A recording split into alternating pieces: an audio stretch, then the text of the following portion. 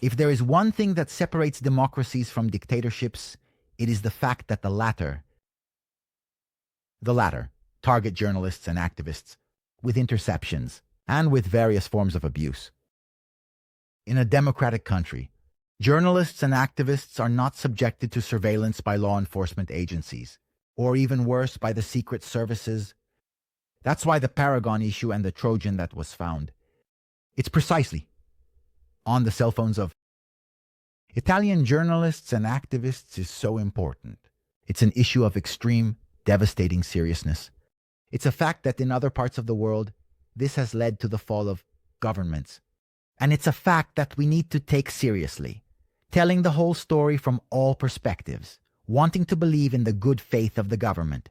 Melanie, wanting to strongly believe, because if that weren't the case, the alternative is terrifying from my point of view.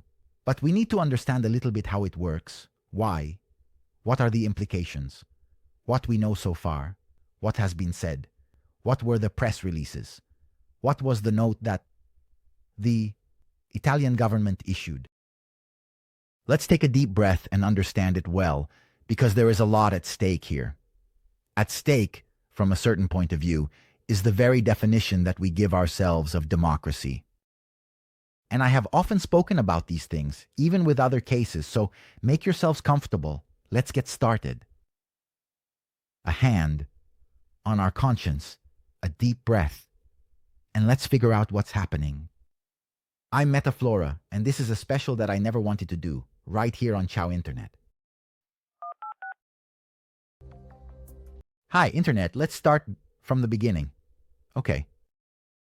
A spy, software, a military-grade Trojan.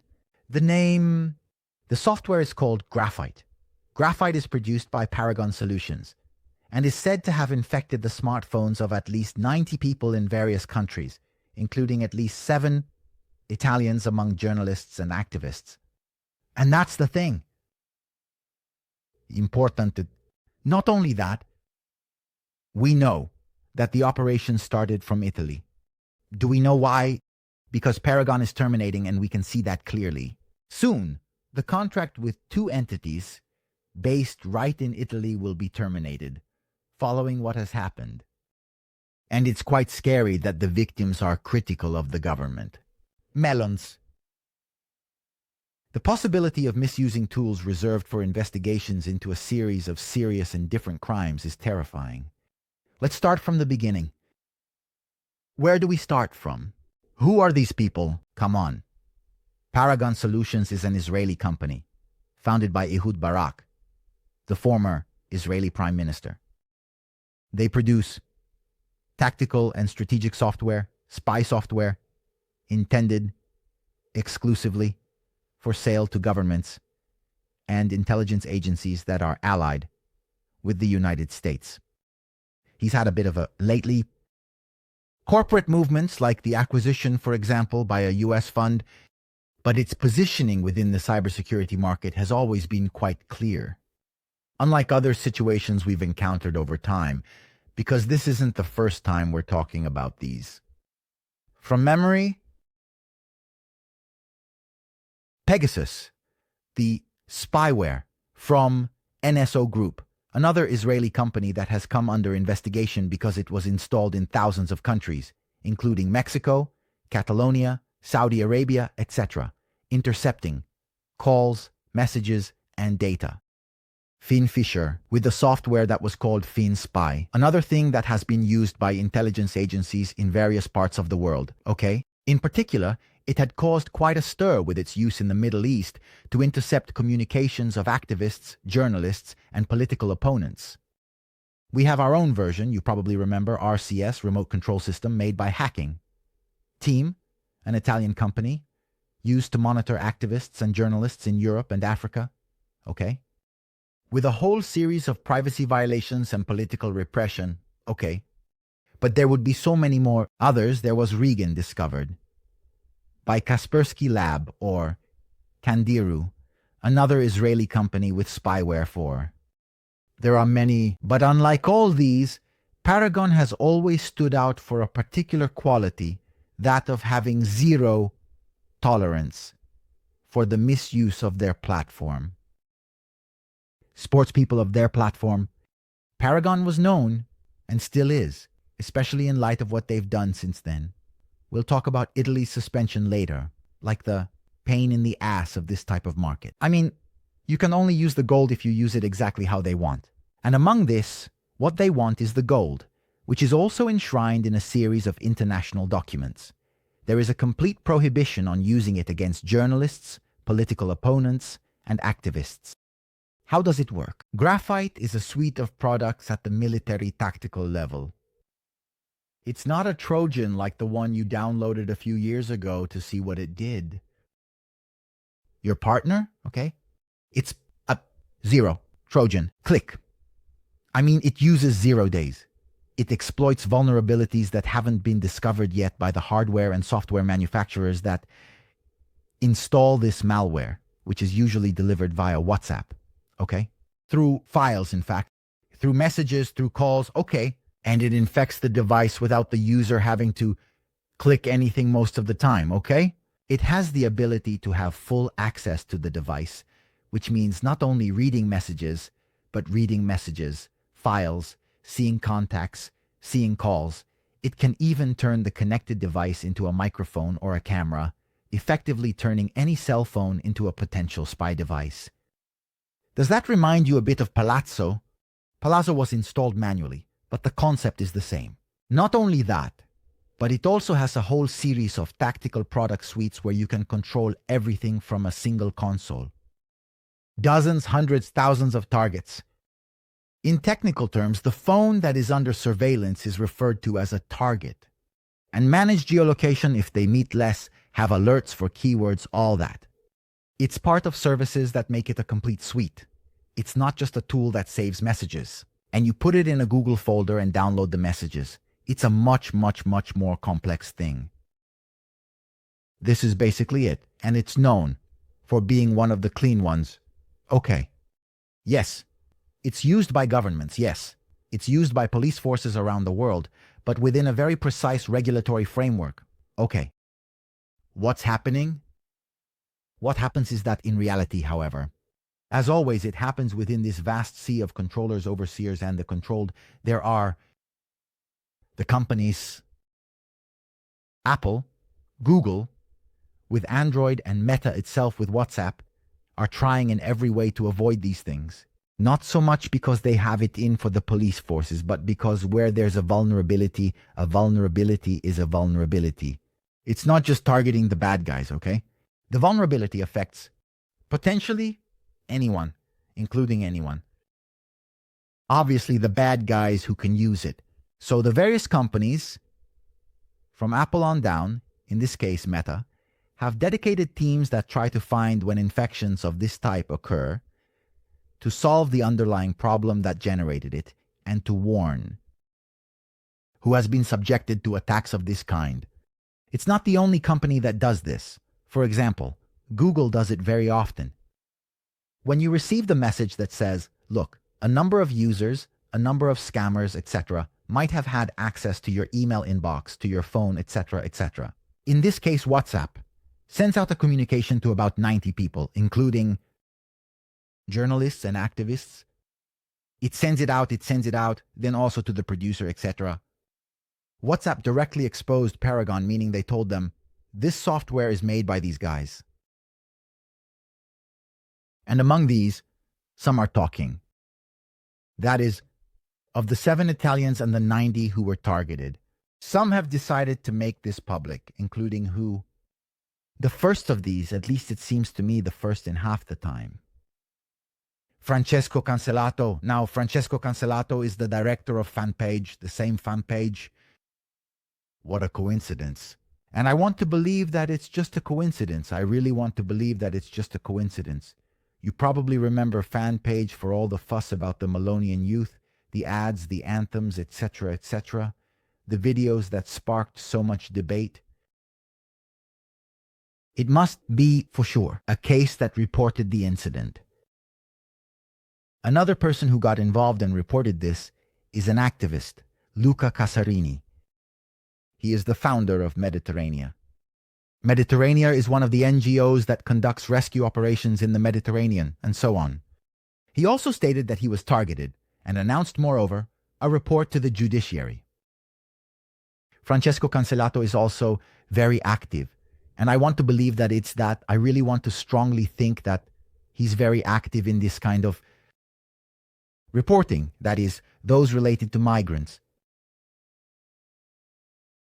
The common thread that connects these parts expands when in the last few hours, I don't remember exactly when, a third activist reveals that he has been subjected to wiretaps. He is Hussam El Gomati, a Libyan activist who resides in Sweden, and he is also involved, of course, with this part of the migrant issue. These are just a few, but in reality, besides the Italians, the spyware seems to have targeted. I take for these the articles that have come out, not only in Italice, but also in Haaretz, in The Guardian. Then, also with the Italians, a number of countries, it should be between 14 and 20 different countries, including some European countries, Belgium, Greece, Germany, Latvia, etc., etc., etc. That's where it starts to get problematic because a series of international agreements of law, supranational among other things, actually define how certain individuals, activists, and journalists should not and cannot be subjected to this type of surveillance. Even in Italy, there is a specific law. These are the individuals protected by Law number 124 of August 3, 2007, which pertains to the security information system of the Republic and the new regulations on secrecy. Following the reports, what happens? The important thing, perhaps the one that should make us reflect the most. Paragon unilaterally decides to terminate the contract signed with Italy. Paragon's decision, no, not all the others, just Italy, and it is not the only customer. Italy. Paragon's decision was motivated by the fact that Italy would have violated the terms of service within the ethical framework that is established. To be able to use their platform, do you remember what I was saying earlier about the troublemakers and so on and so forth? And that's why they cut the country off from their spying system. And it's important. It's also important to understand what Paragon says. They say that the clients in there were a security agency and the services agency. It's a bit of an all-encompassing term for outside of Italy. It could refer to the judiciary, it could refer to law enforcement. All of them are agencies. What interests us is that besides the services, there was someone else who wasn't part of the services. Okay. Why is it important? Because at the heart of all this, obviously, even if it's very quiet, too quiet, very too quiet, the government started to say something, and they did it with an absolutely ambiguous statement. The statement you find on the website of the Prime Minister's office at Palazzo Chigi talks about the need to distance itself from the fact that it has been dealing with it, a matter that the government considers to be of particular seriousness. The CN has been activated, to which, for example, WhatsApp didn't reveal who the 7 people were, thank God. A series of discussions, blah. In theory, says that the services, it wasn't the domain of the services. Why? Because it explicitly states it excludes the presence of the Council of Ministers that have been subjected to control by the intelligence. Let's stop for a second. It excludes the intelligence, okay? But we know that inside it wasn't just the intelligence. There were 2 entities to which it was sold. Paragon says the intelligence and the phantom agencies. Now, wanting to strongly believe that Palazzo Chigi isn't messing with us, wanting it at all costs, believe, but knowing that there were only 2 entities, there's not much left to think about. Okay, not only that, the government declares itself willing to report to COPACIR, the Parliamentary Committee for the Oversight of the Services. regarding its actions. And I really hope that clarity is brought within Copasir, because the whole situation is of devastating seriousness. Not only does it put us in a bad position with the rest of the world, because the fact that journalists, activists, government critics, because in the end they are critics, were among the targets raises a whole series of serious concerns about respect. Not so much about the contract with Paragon itself, but about the respect for fundamental rights and freedom of the press. So much so that the European Media Freedom Act, which protects the confidentiality of journalists' communications, is often referenced, just like the standard that has been violated by this. From this affair, the European Commission has already taken action. Okay? The European Commission has already condemned any attempt to unlawfully access citizens' data, reiterating the importance of those very guarantees. Specifications for journalists and activists. And he's right. Now, what's been happening on the political side? Too little, still too little. There are both the opposition parties ABS, PD, and 5 stars. I believe, but I might forget someone, that they raised a series of urgent questions in the chamber. Okay?